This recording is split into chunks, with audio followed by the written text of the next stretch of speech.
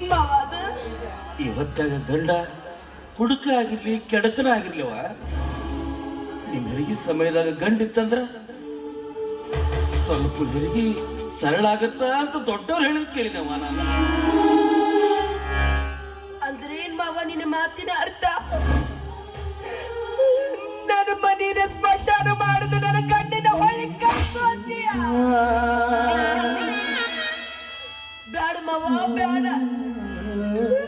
ನನಗ ಗಂಡ ತಂದೆ ತಾಯಿ ಬಂಧು ಬಳಗ ಚಿಕ್ಕ ವಯಸ್ಸಿನಾಗ ನಿನ್ನ ಮಡ್ಲಾಗ ನನಗ ತುತ್ತಿಟ್ಟು ಬೆಳೆಸಿ ನನಗ ನೀವೊಬ್ಬನಿದ್ರೆ ನನಗ ತಾಯಿನ ನನಗ